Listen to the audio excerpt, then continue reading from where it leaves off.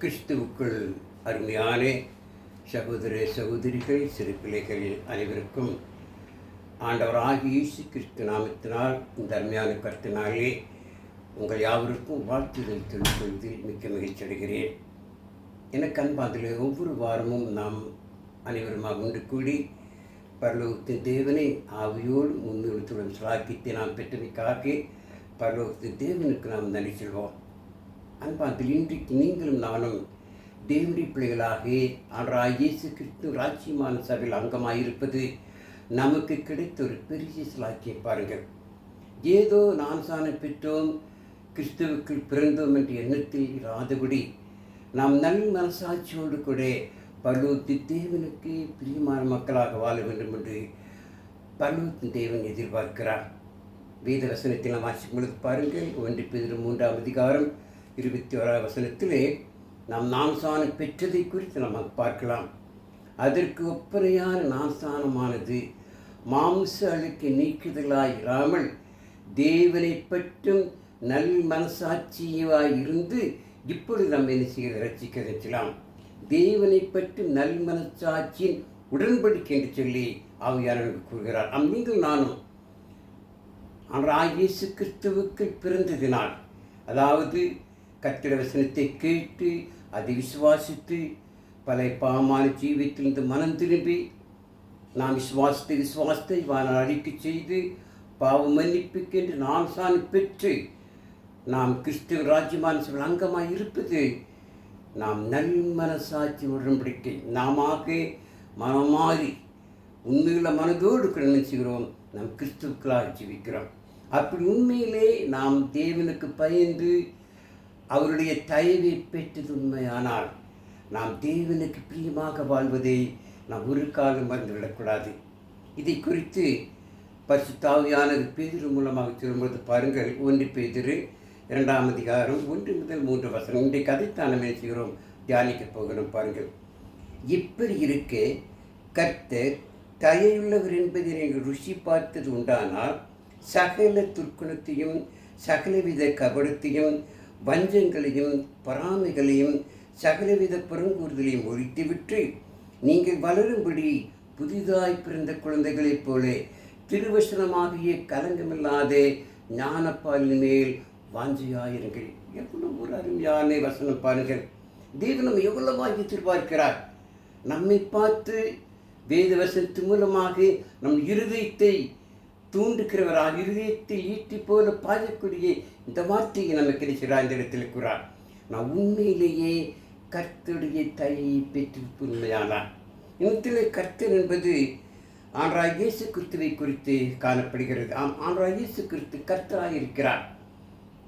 ஏசாயா தீர்க்கதரிசி மூலமாக சொல்லும் பொழுது ஏசாயா 9ஆம் அதிகாரம் 6ஆவது வசனத்திலே நமக்கு ஒரு பாலகன் பிறந்தார், நமக்கு ஒரு குமாரன் கொடுக்கப்பட்டார், கர்த்தத்துவம் அவர் தோளின் மேல் இருக்கும் என்று சொல்லி அநேக ஆண்டுகளுக்கு முன்பதாக ஏசாயா தீர்க்கதரிசி ஆண்டவராகிய இயேசு கிறிஸ்துவை குறித்து தீர்க்கதரிசனம் உரைத்திருக்கிறார். ஆண்டவராகிய இயேசு கிறிஸ்துவுக்கு கர்த்தர் என்ற அந்த பெயரை பரலோகத்தின் தேவன் வழங்கினார். எப்பொழுது? பிலிப்பியர் 2ஆம் அதிகாரம் 2லிருந்து நாம் 5லிருந்து 11 வாசிக்கும்பொழுது பாருங்கள், எப்படி அவருக்கு கர்த்தர் என்ற பெயர் வழங்கப்பட்டது என்று சொல்லி நாம் ஆராய்ந்து பார்க்கலாம். பாருங்கள், பிலிப்பியர் 2ஆம் அதிகாரம் 5லிருந்து வாசிக்கலாம். பாருங்கள், கிறிஸ்து இயேசுவின் சிந்தையை உங்களின் இருக்க கிடவது, அவர் தேவ ரூபமாயிருந்தும் தேவனுக்கு சமமாயிருப்பதை கொள்ளையா என்ன பொருளாக எண்ணாமல் தம்மைத்தாமே வெறுமையாக்கி அடிமையின் ரூபம் எடுத்து மனுஷ சாயலானார்.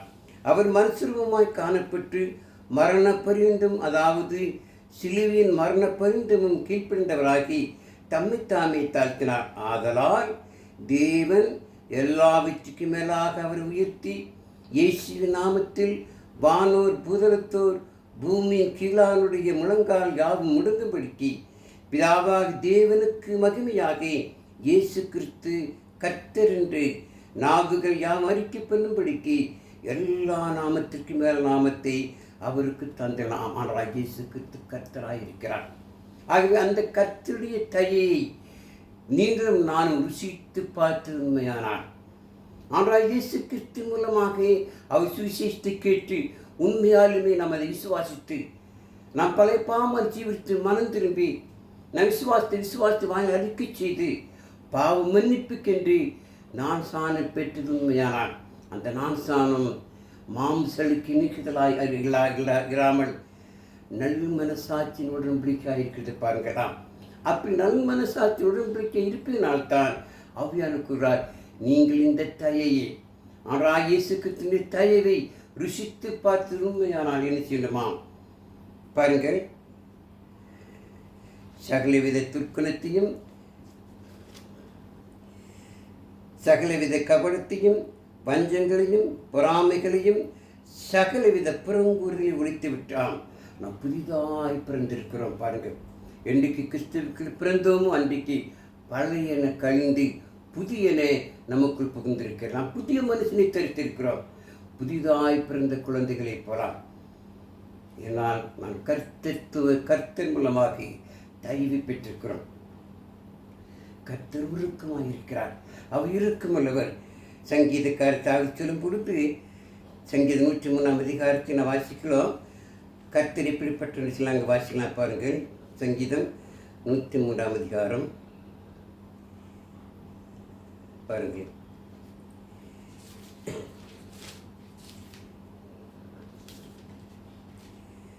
கர்த்தர் உருக்கமும் இரக்கமும் நீடிய சாந்தமும் மிகுந்த கிருபையும் உள்ளவராம். கர்த்தர் கிருபையுள்ளவர், இரக்கமுள்ளவர், உருக்கமானவர். அவர் தயையை நாம் பெற்றிருக்கிறோம்.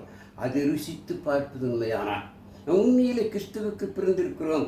எப்படியாய் மாற்றப்பட்டு என்பது நம் மனதாரே நல் மனசாட்சியை ஏற்றுக்கொள்வது உண்மையானால் நாம் சகலவித துர்க்குணத்தையும் தேவனுக்கு பிரியமில்லாத அனைத்தையும் விட்டுவிட்டு நாம் புதிதாய் பிறந்த குழந்தைகள் போல் இருக்க வேண்டுமா? துர்க்குணம் நமது வாயில் நம்ம வாழ்க்கையிலே இன்றைக்கு அநேக துர்க்குணம் இருக்கிறது. துர்ரிச்சை, ஆலோசனை.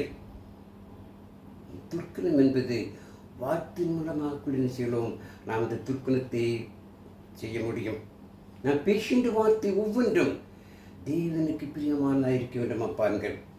மத்திய சுவிசேஷம் 12 அதிகாரம் 36-37 வாசிக்கும் பொழுது வார்த்தையினால் கூட நாம் என்ன செய்யக்கூடாதாம், தவறுகள் செய்துவிடக்கூடாது பாருங்கள். மத்திய 12 அதிகாரம் 36-37 பாருங்கள். மனுஷர் பேசும் வீணான வார்த்தைகள் யாவையும் குறித்து நியாயத்திற்பினாலே கணக்கு ஒப்புவிக்க வேண்டும் என்று உங்களுக்கு சொல்கிறேன். ஏனெனில் உன் வார்த்தையினாலே நீதிமான் என்றும் தீர்க்கப்படுவாய், அல்லது உன் வார்த்தையினாலே குற்றவாளி என்றும் தீர்க்கப்படுவாயாம். துர்க்குணம் நம்முடைய வாயின் மூலமாக கூட வரலாம், வார்த்தை மூலமாக கூட வரலாம். நான் பேசுகின்ற வார்த்தை தேவனுக்கு பிரியமானதை இருக்க வேண்டும் பாருங்கள். எபேசியர் 4 அதிகாரம் 29 வசனத்தை வாசித்தார். கெட்ட வார்த்தை ஒன்றும் உங்கள் வாயிலிருந்து புறப்பட வேண்டாம். நல்ல வார்த்தை பேசி கேட்கிறவர்களுக்கு பிரயோஜனமாக என்ன செய்யுங்கள், நல்ல வார்த்தையை பேசுங்கள். ஆக நல்ல வார்த்தை பேசாமல் தேவனுக்கு பிரியமில்லாத வீணான வார்த்தைகள் பேசினால் அது துர்க்குணமாய் மாறிவிடும் பாருங்கள். துர்க்குணம் என்பது தேவனுடைய பார்வையிலே ஒரு பெரிதான பாவமாக இருக்கிறது. நம் கிறிஸ்துவுக்கு பிறந்த நிமித்தமாக பாவமன்னிப்பு பெற்று நான் பெற்ற பிறகு நாம் ரட்சிக்கப்பட்டவர்களை கர்த்தர் அனுதினமும் சபையிலே சேர்த்து வருகிறார்.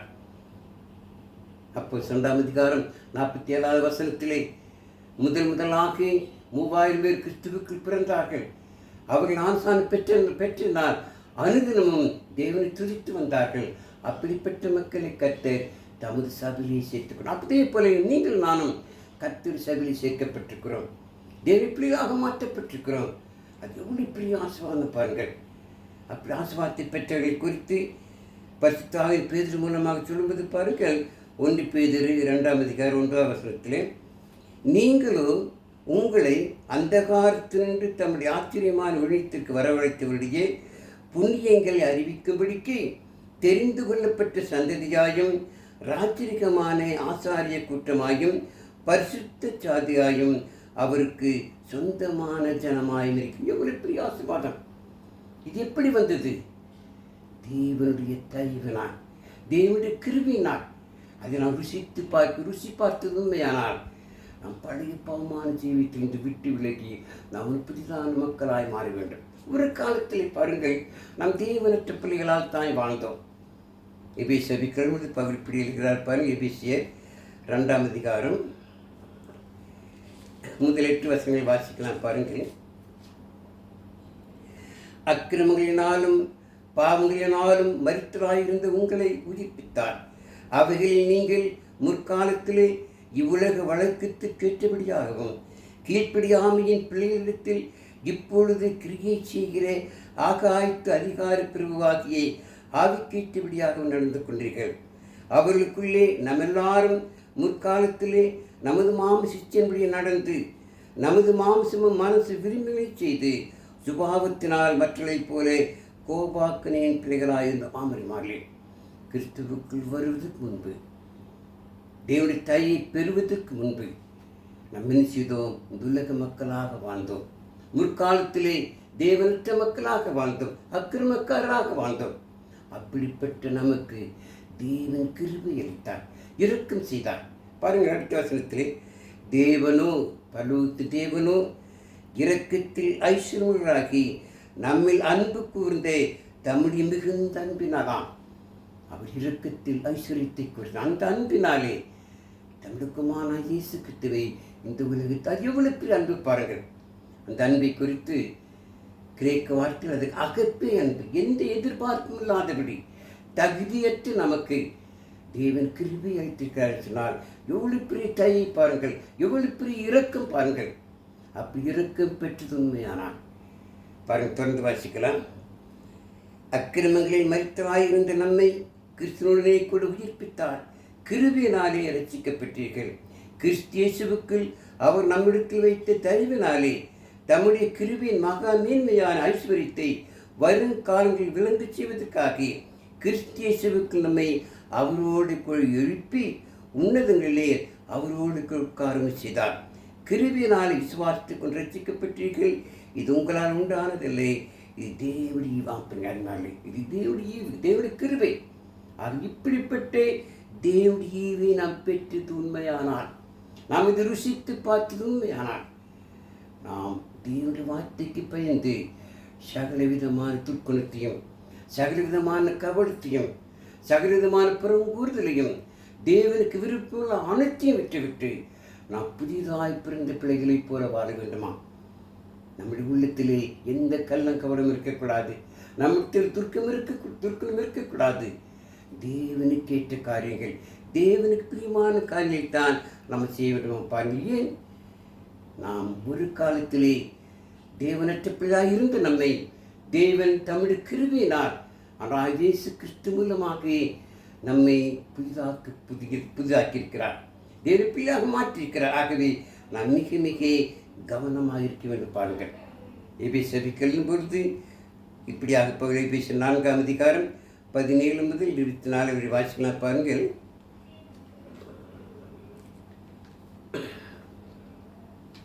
ஆதலால் கர்த்தருக்கு நான் உங்களுக்கு சாட்சியாக சொல்லி எச்சரிக்கிறது என்னவெனில், மற்ற பிரஜாதிகள் தங்கள் வீணான சிந்தையில் நடக்கிறது போல நீங்கள் நீ நடவாமல் இருக்கலாம்.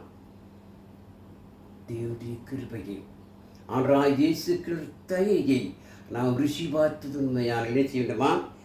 மற்றவர்கள் இந்த உலக பிள்ளைகள் வீணான நடக்கையில் நடப்பது போல நினைச்சுக்கூடாதாம். நாம் நடக்கக்கூடாது. நடக்கலாய் இருக்கிறது இனி அப்படி நடவாமல் இருங்கள். அவர்கள் யாரென்றால் புறஜாதிகள், தேவனை அறியாத மக்கள். அவர்கள் புத்தியில் அந்தகாரப்பட்டு தங்கள் இறுதியை கருணித்தினால் தங்கள் இருக்கும் அறியாமையினாலே தேவனுடைய ஜீவனுக்கு அந்நியராய் இருந்து உணர்வில்லாதவர்களாய் சகலவித அசுத்தங்களையும் அவருடைய நடப்பிக்கும்படி தங்களை காத்து கொப்புக்கிறார்களாம் என்று அவர்கள் தேவனை அறியவில்லை, தேவனை பிள்ளையாய் மாறவில்லை. ஆனால் இயேசுக்கு சுவிசேஷித்தவர்கள் கேட்கவில்லை, அதை விசுவாசிக்கவில்லை. அப்படிப்பட்டவை போல நாம் இருக்கக்கூடாது. ஏனென்றால் பாருங்கள், நீங்களோ இவ்விதமாக கிறிஸ்துவை கற்றுக்கொள்ளவில்லையே. நாம் ஒவ்வொருவரும் பாருங்கள், கூடியிருக்கிற அத்தனை பேரும் இவ்விதமாக கிறிஸ்துவை கற்றுக்கொள்ளவில்லை. எப்படி பாருங்கள், இயேசுவினிடத்தில் உள்ள சத்தியத்தின்படியே நீங்கள் அவரிடத்தில் கேட்டறிந்து அவரால் போதிக்கப் பெற்றீர்களே. அந்தப்படி முந்தின நடக்கைக்குரிய மோசம் போக்கு மிச்சங்களாலே கெட்டு போகிற பழைய மனுஷன் நீங்கள் கரைந்து போட்டு உங்கள் உள்ளத்திலே புதிதான ஆவிர்களாகி மெய்யாய் நீதியிலும் பரிசுத்தத்திலும் தேவனுடைய சாயலாக சிருஷ்டிக்கப்பட்டு புதிய மனுஷனை தரித்துக் கொள்ளுங்கள். இவ்வளவு அருமையான அறிவுரை பாருங்கள். நீங்கள் நானும் கிறிஸ்துவுக்கு பிறந்திருக்கிறோம், தேவப்பியா மாற்றப்பட்டிருக்கிறோம். நம் நல் மனசாட்சியின்படி நாம் கிறிஸ்துவுக்கு பிறந்தது உண்மையானால் நாம் தேவ இரக்கத்தை, தேவ தயையை, ஆண்டவராகிய இயேசு கிறிஸ்துவின் கிருபையை நாம் ருசித்து பார்த்து உண்மையானால் நாம் ஒரு புதிதான மக்களாக, தேவனுக்கு பிரியமான மக்களாக வாழ வேண்டுமாம். அது தேவதை அப்படி இல்லாமல் நாம் மீண்டும் மீண்டும் பாவம் செய்யும்படி சொன்னால் நாம் என்ன செய்ய முடியாது? தேவனுக்கு பிரியமாக இருக்கவே முடியாது. பாருங்கள், 2:5 பார்த்தார், இப்படி இருக்கே ஒருவன் கிறிஸ்துவுக்கு இருந்தால் புதிய சிற்சியாயிருக்கிறான், பழையவர்கள் ஒழுங்கி போனே, எல்லாம் புதிதாக. நாம் இன்றைக்கு நீங்களும் அப்படித்தான். நாம் கிறிஸ்துவுக்கு வெளியே இருக்கும் பொழுது, கிறிஸ்துவுக்கு வராமல் இருக்கும் பொழுது நாம் பழைய மனுஷனாக இருந்தோம். ஆனால் கிறிஸ்துவுக்கு வந்த பிற்பாடு நாம் புதிய மனிதனாகி, புதிய சிருஷ்டியாகி நாம் அப்படி இருக்கும் பொழுது நம் எப்படி பாவம் செய்ய முடியும்? எப்படி நம் உள்ளத்தில் துக்கணம் இருக்க முடியும்? எப்படி நம் உள்ளத்தில் நாம் சகல விதமான கவனம் இருக்க முடியும்? இருக்கவே முடியாது. பாருங்கள், நாம் மிக மிக கவனமாக இருக்க வேண்டும். தேவன் வெறுக்கிற எந்த ஒரு பாவத்தையும், தேவன் வெறுக்கிற எந்த ஒரு செயலையும் கண்பாந்தலே நீங்கள் நான் செய்யவே கூடாது, செய்ய முடியும். அப்படி செய்தால் நாம் கிறிஸ்துவுக்குள் பிறந்தது, தேவப்பிரியால் மாற்றப்பட்டது அர்த்தமில்லாமல் போய்விடும். ஆகவே தான் ஆவியானவர் பேதுரு மூலமாக சொல்லும்போது, நீங்கள் கர்த்தரின் கை ருசித்து பார்த்தது உண்மையானார். நம்முடைய மனசாட்சியோடு சொல்கிறார், உண்மையை கிறிஸ்துவுக்கு பிறந்து உண்மையானார் நீங்கள் பழையவைகளை ஒழித்து போடுங்கள். துர்க்கணத்தை, கபடத்தை, புறங்கூறுதலை, தேவன் பிரியமில்லா அத்தனை என்ன செய்ய வேண்டுமாம் ஒழித்து விட்டு நான் புதிதாய் பிறந்த குழந்தைகளை பராமரிப்பார்கள். நீதிக்கு புறம்பானது அத்தனையுமே துர்க்கணம்தான். அப்படிப்பட்ட துர்க்கணத்தை நாம் என்ன விட்டு விலகி பார்க்கும் பொழுது பாருங்கள், நீதிமொழிகள் 6ஆம் அதிகாரத்திலே வாசிக்கலாம். தேவன் எவைகளெல்லாம் இருக்கிறார் என்று சொல்லி பாருங்கள். நீதிமொழிகள் 6ஆம் அதிகாரத்திலே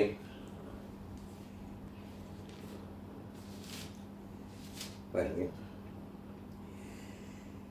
14, 18, 19 வாசிக்கலாம். பாருங்கள், 6 காரியங்களை கர்த்தர் வெறுக்கிறார், 7 அவருக்கு அருவருப்பானவைகள். அவையாவன மேன்மையான கண், பொய்நாவு, குற்றமற்றுடைய இரத்தம் சிந்தும் கை, துருள் ஆலோசனை பிணைக்கும் இருதயம், தீங்கு செய்வதற்கு விரைந்தோடும் கால், அபத்தம் பேசும் பொய்சாட்சி, சகோதரருக்குள்ளே விரோதத்தை உண்டு பண்ணும் இவைகளெல்லாம் தேவ பார்வையிலே துர்க்குணமாயிருக்கிறது. தேவனுக்கு விரோதமான செயலாக இப்படிப்பட்ட நிச்சயமாம் நம் விட்டு விலகி தேவனுக்கு ஏற்ற மக்களாக நீங்கள் நானும் மலை மேல் பிரகாசிக்கிற பட்டணத்தைப் போல நாம் வாழ வேண்டும். நாம் பரிசுத்தமான வாழ்க்கையை பார்த்து அநேகர் கிறிஸ்துவுக்குள் வரும். அதற்காகவே நாம் என்ன செய்தோம்? அழைக்கப்பட்டோம். நாம் அழைக்கப்பட்ட அழைப்புக்கு பாத்திரமாக நடந்து கொள்ள வேண்டும். நாம் பரிசுத்தமாக ஜீவிப்பது மூலமாக என்ன செய்யலாம்? அநேக மக்களை செய்யலாம் கிறிஸ்துவுக்கு கொண்டு வர முடியும். தேவவார்த்தை அப்படித்தான் போதிக்கிறது. பாருங்கள், தேவன் நம்மை அதிகமாக நேசிக்கிறார். தேவன் நம்ம மீது அதிகமாக அன்பு காற்றாகவே தான் நாம் தேவனுக்கு ஏற்ற மக்களாகி நாம் இந்த உலகத்திலே வாழ வேண்டும். மற்ற மக்களோடு நாம் நினைச்ச முடியாதாம், நாம் சேர்ந்து வாழ முடியாது. நாம் பிரித்தெடுக்கப்பட்ட மக்கள். இந்த உலக மக்களோடு நிச்சயம் சேர்ந்து வாழ முடியாது. நாம் தேவனால் அழைக்கப்பட்ட மக்கள். பாவத்திலிருந்து, இந்த உலக வாழ்க்கையிலிருந்து, பிசாசின் பிடியிலிருந்து நான் பிரித்தெடுக்கப்பட்ட அப்படிப்பட்ட மக்கள் மீண்டும் நிச்சயம் முடியாதான், பாவம் செய்ய முடியாது, பாவம் செய்யக்கூடாது. வேதத்தில் வாசிக்கலாம். தேவனுடைய வார்த்தை தெளிவாக போதிக்கிறது. பாருங்கள், எபிரேயர் 4ஆம் அதிகாரம் 13ஆம் வசனத்திலே தேவன் நம்மை அறிந்திருக்கிறார், அவருக்கு மறைவான சிற்று ஒன்றுமே இல்லை. இன்றைக்கு நாம் கிறிஸ்துவுக்கு பிறந்தோமோ அன்றைக்கு தேவன் நம்முடைய பெயரை ஜீவ புஸ்தகத்தில் எழுதியிருக்கிறார், நம்மை கவனிப்பார். ஆகவே தான் எபிராசிக்கிறார், அவருடைய பார்வைக்கு மறைவான சீற்று ஒன்றுமில்லை, சகலமும் அவர் கண்களுக்கு முன்பாக நிர்வாணமாயும் வெளிரகமாயிருக்கிறதாம், அவருக்கு நாம் கணக்கு கொடுக்க வேண்டும். ஆகவே தான் நாம் ருசித்து பார்த்து உண்மையானான், நீங்கள் நான் கிறிஸ்துவுக்கு பிறந்தது உண்மையானான் மினிசினுமாம் அந்த பழையவைகள் துர்க்குணமான தேவனுக்கு பிரியமல்ல அனைத்தை விட்டு நம் புதிதான மக்களாய் வாழ அப்படி வாழ்ந்தால்தான் நாம் கிறிஸ்துவுக்கு பிறந்தது பிரயோஜனமாக இருக்க பாருங்கள். இருந்தால் நாம் என்னைக்கு கிறிஸ்துவுக்கு பிறந்தோமோ அன்றைக்கு பரிசுத்த ஆவியானவரை பெற்றிருக்கிறோம். பரிசுத்த ஆவியானவர் நம்ம எதையுமே செய்ய முடியாது. எபேசியர் 4ஆம் அதிகாரம் 30 32 வரை வாசிக்கும் பாருங்கள்.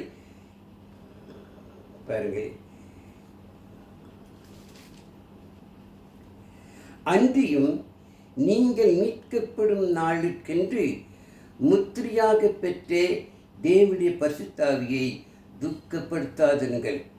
சகலவிதமான கசப்பும் கோபமும் மூர்க்கமும் கூக்குரலும் தூஷணமும் மற்ற எந்த துர்க்கணமும் உங்களை விட்டு நீங்க கிடவது. ஒருவருக்கொருவர் தயவாயும் மன உருக்கமாயும் இருந்து கிறிஸ்துவுக்கள் தேவன் உங்களுக்கு மன்னித்தது போல நீங்களும் ஒருவருக்கொரு மன்னிலாமறிமாலே. நாம் எந்த விதத்திலும் பரிசுத்த ஆவியானவரை துக்கப்படுத்தவே கூடாது. அப்படி துக்கப்படுத்தினார் பரிசுத்த ஆவியானவர் நம்மை குறித்து தேவனிடத்திலே சாட்சி சொல்வார். ஆகவே நாம் தேவனை பிரியமாக ஜீவித்தாலும் தேவனோடு நெருங்கி ஜீவித்தாலும் ஆவியானவர் நம்மை குறித்து போய் தேவனிடத்திலே சாட்சி சொல்வார். அப்படிப்பட்ட மக்களாக நாம் வாழ வேண்டும் என்றால் இந்த உலகத்திலே நாம் பிரித்தெடுக்கப்பட்ட பிள்ளைகளாக தேவனை பிள்ளைகளாக இருக்கு. அப்படிப்பட்டவர்கள் துணிந்து எந்த ஒரு பாவத்தை செய்யக்கூடாது, செய்ய முடியாது. அப்படி செய்தால் அதற்கேற்ற தண்டனையை நாம் நிச்சயமாக பெறவே வேண்டும். பாருங்கள், 2 Corinthians 5ஆம் அதிகாரம் 10வது வசனத்தை வாசிக்கும் பொழுது பாருங்கள். 2 Corinthians 5:10 ஏனென்றால் சரீரத்தில் அவனவன் செய்த நன்மைக்காவது தீமைக்காவது தக்க பலனை அடையும்படிக்கு நாம் எல்லாரும் கிறிஸ்துவின் யாசனத்துக்கு முன்பாக வெளிப்பட வேண்டுமா? நாம் செய்த ஒவ்வொரு காரியத்துக்கும் நம் சரீரத்தில் செய்து நன்மையாயிருந்தாலும் தீமையாயிருந்தாலும் அதுக்கேற்ற பலன் அளவே தான். மிக மிக கவனமாக இருக்க வேண்டும், மிக மிக ஜாக்கிரதையாக இருக்க வேண்டும்.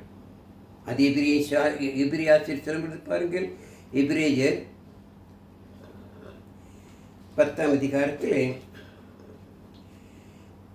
24 ஒரு சில வசனம் வாசிக்கலாம் பாருங்கள். சத்தியத்தை அறியும் அறிவை அழிந்த பின்பு நாம் மனப்பூர்வமாய் பாவம் செயலாய் இருந்தால் பாவங்கள் நிமித்தம் செலுத்தத்தக்க வேறு பலி இனி இராமலாம். ஏற்கனவே பாவத்திலிருந்து நாம் விடுதலை பெற்று ஆண்டவராகிய இயேசு கிறிஸ்து ரத்தத்தினால் கழுவப்பட்டு புதிதாக்கப்பட்டிருக்கிறோம். இயேசு கிறிஸ்து நமக்காக பலியா ஒரு முறை சிலுவை சுமந்து ரத்தம் சிந்தினார். அந்த ரத்தத்தினால் கழுவப்பட்டோம். அப்படி அந்த சத்தியத்தை கேட்டு கிறிஸ்துவுக்கு பிறந்த பிற்பாடு, சத்தியத்தை அறிந்த பிற்பாடு, சத்தியத்தை அறிவை பெற்ற பிற்பாடு மீண்டுமாக பாவம் செய்தார். மீண்டும் நமக்காக எந்த ஒரு பலியும் இருக்காது. மீண்டுமாக நமக்காக என்ன செய்வதில்லை, சிலுவை சுமப்பதில்லை. ஆகிய இராமல் செய்யும் வேறு பலியிராமல் நியாயத்திற்கு வரும் என்று பயத்தோடு எதிர்பார்க்குதலும் விரோதிகளை பட்சிக்கும் கோபாக்கினிமே வரும். ஆம், அப்படி இருப்பதனால் நாம் எவ்வளவு கவனமாக இருக்க வேண்டும். பாருங்கள் மோசேனுடைய பிரமாணத்தை தருகிறவன் இரக்கம் பெறாமல் 2-3 சாட்சிகள் வாக்கினாலே சாகிறானே. தேவனுடைய குமாரனை காலின் கீழ் மிதித்து தன்னை பரிசுத்தம் செய்து உடன்படிக்கையின் இரத்தத்தை அசுத்தம் என்றெண்ணி கிருபை நாவியை நிந்திக்கிறவன் எவ்வளவு குடிதான் ஆக்கினைக்கு பாத்திரவானாயிருப்பான் என்பதை யோசித்தாகவே நான் மாறினேன். நாம் வாழ்க்கையிலே நம்முடைய ஜீவித்திலே மற்றவர்களுக்கு முன்பாக ஒரு முன்மாதிரியான வாழ்க்கை வாழ வேண்டும். நம்முடைய பார்த்தாலே மற்றவர்கள் பார்த்து ஆச்சரியப்படுகிற அளவிலே, நம்மை பார்த்து பாராட்டுகிற அளவிலே நிச்சயமாக வாழ வேண்டும். மற்றவர்கள் பார்த்து நாம் கிறிஸ்துவுக்கு பிறந்த பிற்பாடு நம்முடைய பெயரை சொல்லி நீ அப்படி இருந்தாயே, நீ அப்படி மோசமானவனாக இருந்தாயே, இப்பொழுது எவ்வளவு சந்தோஷமாக இருக்கிறாய், எவ்வளவு முக பிரகாசமாக இருக்கிறது எப்படி என்று கேட்கும் பொழுது நாம் அந்த வாய்ப்பை பயன்படுத்தி அந்த நம்முடைய நண்பனுக்கு நம்மோடு பழகினவனுக்கு நினைச்சலாம் கர்த்தருடைய வசனத்தை போதிக்கலாம். நான் கிறிஸ்துவுக்கு பிறந்ததான், நான் தேவ பிள்ளையாக மாற்றப்பட்டனான், கர்த்தருடைய தயிரை ருசி பார்த்ததினால் நான் இப்படி சந்தோஷமாக இருக்கிறேன். நான் கிறிஸ்துவுக்கு ஜீவிப்பதனால். ஆகவே நீயும் கிறிஸ்துவுக்கு வர முயற்சி சொல்லலாமே. எப்படி நம்முடைய பரிசுத்தமான வாழ்க்கை. அதனால்தான் பரிசுத்த பவுல் பிலிப்பி நாட்டு சபைக்கு பொழுது பிலிப்பி 4:4 வசனத்திலே நீங்கள் எப்பொழுதும் சந்தோஷமாயிருங்கள், எப்பொழுதும் சந்தோஷமாக இந்த மறுபடியும் ராமரிமாரே நம்முடைய வாழ்க்கையிலே சந்தோஷமாக இருக்க வேண்டும் என்றால் நாம் தேவனுடைய பிள்ளைகள், தேவ அன்பை பெற்றவர்கள், தேவ ருசித்து பார்த்தவர்கள். நாம் சந்தோஷமாக இருப்பதை மற்றவர்கள் பார்த்து ஆச்சரியப்படும். நம்முடைய முகம் எப்பொழுதும் பிரகாசமாக மகிழ்ச்சியாக இருக்க வேண்டுமா? அப்படி இருந்தால்தான் அந்த பரலோகத்திலே பிதா மகிழ்ச்சி அடைவார், சந்தோஷப்படுவார். அப்படிப்பட்ட வாழ்க்கைவான். அப்படி அதை விட்டு மீண்டும் துணிகரமாக பாவம் செய்தார் நம்ம கோபாக்கினே வரும் பாருங்கள். மற்றவர்கள் குறித்து கவலையே பெற வேண்டாம். வெளிப்படுத்தின விசேஷம் 22 அதிகாரம் 11-12 வாசித்தார். அநியாயம் செய்கிறவன் இன்னும் அநியாயம் செய்யட்டும், அசுத்தமாயிருக்கும் இன்னும் அசுத்தமாயிருக்கட்டும், நீதி செய்கிறவர்கள் தொடர்ந்து நீதி செய்யட்டும், பசுத்தமாயிருப்பவர்கள் தொடர்ந்து பசுத்தமாயிருங்கள் என்றால் இதோ சீக்கிரமாய் வருகிறேன், அவன் செய்த நன்மை கேட்டு பலன் என்னோடு கூட வரும் சொல்லி ஆமரிமா நிச்சயமாக. ஆகவே நீங்கள் நானும் மிக கவனமாயிருக்கிறேன், மிக சாக்கு இருக்கலாம் என்றால் நாம் ஆண்டவராகிய இயேசு கிறிஸ்துவின் அன்பை, இயேசு கிறிஸ்து தயையை என்ன ருசி பார்த்து இந்த கிறிஸ்துவர்களாகி தேவ பிள்ளையாமல் அப்படி இருக்கும் பொழுது நாம் துணிகரமாக பாவம் செய்யக்கூடாது. அதற்காக தேவன் நம்மை அருமையாக வைக்கவில்லை, நம்மை சுதந்திரமாக வைத்திருக்கிறார். பிரசங்கி சாலமோன் கூறும்பொழுது பாருங்கள், பிரசங்கி 11 அதிகாரம் 1 வசனத்தை வாசிக்கலாம் பாருங்கள். வாலிபனே, உன் இளமையிலே சந்தோஷப்படு, உன் வாலிப நாட்களில் உன் இறுதியும் உன்னை பூரிப்பாக்கட்டும், உன் நெஞ்சின் வழிகளிலும் உன் கண்ணின் காட்சிகளிலும் நடை. ஆனாலும் இவையெல்லாவற்று நிமித்தமும் தேவன் உன்னை நியாயத்திலே கொண்டு வந்து நிறுத்துவார் என்றார். ஆமரிமாரே, நம்மை சந்தோஷப்பட வேண்டாம் என்று சொல்லவில்லை. உன் இறுதியும் உன்னை பூரிப்பாக்கட்டும் என்று எதிர்பார்க்கிறார். சந்தோஷமாயிரு, மகிழ்ச்சியாகிரு. ஆனாலும் நம்முடைய சந்தோஷம் தேவனுக்கு பிரியமானது இருக்க வேண்டும். எத்தனை பேர் சந்தோஷம் இருப்பதற்காக துர்க்குணமான காரியங்களை செய்கிறார்கள், தேவனுக்கு பிரியமில்லாத தவறுகளை செய்கிறார். அதுவல்ல. ஆகவே அப்படி செய்யாமல் நம்முடைய சந்தோஷம் தேவனுக்கு ஏற்றாய். அப்படி இருந்தால் நாம் ஞாயிற்றுப்பிள்ளை செய்யலாம். பரலோக பாக்கியத்தை பிள்ளை என்றால் ஞாயிற்றுப்பிள்ளை கணக்கு கொடுத்து அவர்களாக இதை உணர்ந்து புரிந்து நீங்கள் நானும் தேவனை பிள்ளாய் புதிய சிருஷ்டிகளாக, புதிய மக்களாக நாம் வாழ வேண்டும். அதைத்தான் பேதர் சொல்லும் பொழுது 1 பேதுரு 1 அதிகாரம் 15-14 வாசிக்கும் பொழுது, உங்களை அழைத்தவர் பரிசுத்தராய் இருக்கிறது போல நீங்களும் உங்கள் நடக்கை எல்லாவற்றையும் பரிசுத்தராயிருங்கள். நான் பரிசுத்தர் ஆகியார், நீங்களும் பரிசுத்தாயிருங்கள். ஆமரிமானே, நம்ம அழைத்து தேவன் பரிசுத்தர். தேவன் பிள்ளை நாமும் பரிசுத்தமாக இருக்க வேண்டுமா? ஆகவே நாம் எந்த விதத்திலும் பாவம் செய்யக்கூடாது. ஆகவே தான் பேதுரு மூலமாக கேட்டு தர்மியான ஆலோசனை. நீங்கள் நானும் கர்த்தருடைய தையை ருசித்து பார்ப்பதும் யானால் தேவனுக்கு பிரியமில்லாத எந்த குணமாக அடையின்றி நாம் அதை விட்டு அது ஒழித்து விட்டு நாம் புதிதாய் பிறந்த குழந்தைகளைப் போல வாழ வேண்டுமா? புதிதாய் பிறந்த குழந்தைகளைப் போல நாம் என்ன செய்யணுமாம்? கர்த்தருடைய வசனத்தின் மேல், திருவசனத்தின் மேல் செய்யணுமாம் நாம் வாஞ்சியாக இருக்க வேண்டும். ஒவ்வொரு நாளும் வேதம் வாசிக்க வேண்டும், வேத வசனத்தை ஆராய்ந்து பார்க்க வேண்டும், சத்தியத்தில் நடக்க வேண்டும், சத்தியத்தை மற்றவர்களுக்கு போதிக்க வேண்டும். அப்படிப்பட்ட வாழ்க்கை வாழ்ந்தார் தேவன் இன்னும் அதிகமாக ஆசீர்வதிப்பார், உயர்த்துவார். எனக்கு அன்பார்ந்ததை கேட்டு நீங்களும் நானும் தேவனுடைய வார்த்தையின்படி நாம் புதிதாய் பிறந்த குழந்தையை போல் இருப்போம். தேவனையும் ஆசீர்வதிப்பார். இதை கேட்ட ஒவ்வொரு நீங்களும் கூட மற்றவர்கள் கேட்கும்படியும் நீங்கள் சப்ஸ்கிரைப் பண்ணுங்கள். ஜெபம் செய்வோம். இரக்கம் மிகுந்த எங்கள் பரலோக பிதாவே, இந்த நாளும் நாங்கள் சபையாக ஒன்று கூடி முதிவேத வசங்கள் ஆராய்ந்து பார்க்க கொடுத்து கிருபிக்காக ஸ்தோத்திரிக்கிறோமையா. பிதாவே, நாங்கள் உமக்கு பிறந்ததுமையானால், முதுக்குமானால் இயேசு கிறிஸ்துவை ருசி பார்த்ததுமையானால், நாங்கள் புதிதான பிறந்த பிள்ளைகளைப் போல புதிதான வாழ்க்கை வாழ்ந்து அநேக மக்களுக்கு நாங்கள் முன்மாதிரியாய் ஜீவிக்குதிச்சையா. கேட்ட வசங்கள் ஆஸ்வதியும், கேட்ட உலகில் ஆசிரித்து காத்துக்கொள்ளும். எங்களுடைய பாவக்குற்ற தயவாக மன்னிப்பிதாவே. இவை அனைத்தையும் எங்கள் அருமையான ஆண்டவர் இயேசு கிறிஸ்துவின் விலையேறி பெற்ற நாமத்தில் கெஞ்சி மன்றாடுகிறோம் எங்கள் ஜீவனுள்ள பிதாவே. ஆமென்.